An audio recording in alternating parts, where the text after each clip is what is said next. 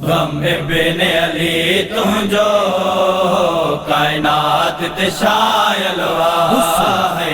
गम इब्न अली तुझो कायनात ते शायलवा।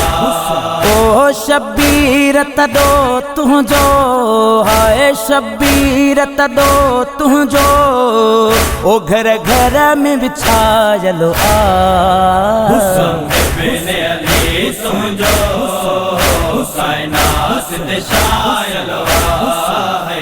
गम इब्न अली तुझो कायनात ते शायलवा। ओ तुझे सोग में हर मोमिनो मातम तो करे मौला। ओ तुझे सोग में हर मोमिनो मातम तो करे मौला।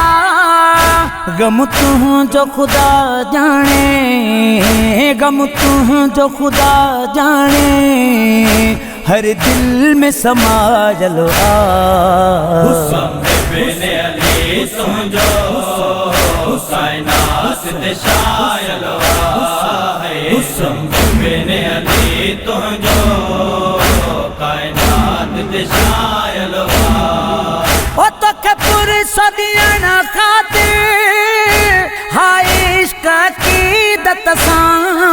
ओ तो कपूर सदियन खातिर हाय इश्क की दत सां। तुझी मजलिस में मौला तुझी मजलिस में मौला हर मौत में आयलो आ।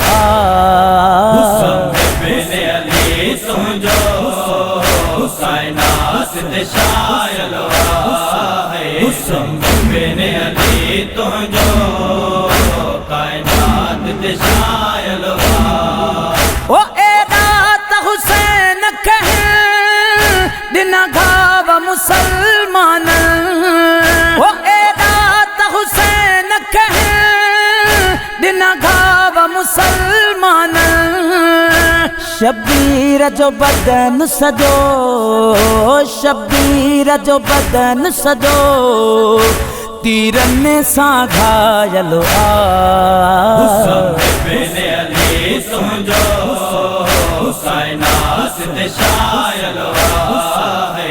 गम इब्न अली तुझो कायनात ते शायलवा। छो उनखे मुसलमान हणी तीर शहीद कयो। छो उनखे मुसलमान हणी तीर शहीद कयो। जले हुकुम वदत जो जले हुकुम वदत जो ओ कुरान में आयलो आ। गम इब्न अली तुझो कायनात ते शायलवा है। गम इब्न अली तुझो कायनात ते शायलवा। ओ अचो गदी जी आज़ादारो सब उनखे मुकान दियूं। ओ अचो गदी जी आज़ादारो सब उनखे मुकान दियूं। ओ हिकु वेणु करण जे लाइ हिकु वेणु करण जे लाइ जेका साइण सिकायल आ। गम इब्न अली तुझो कायनात ते शायलवा है। गम इब्न अली तुझो कायनात ते शायलवा। आएगी अरिश मुअल्ला का सईद सदा आई। आएगी अरिश मुअल्ला का सईद सदा आई। ओ अनमोल हिदायत जो अनमोल हिदायत जो छोड़ियो उजायलो आ।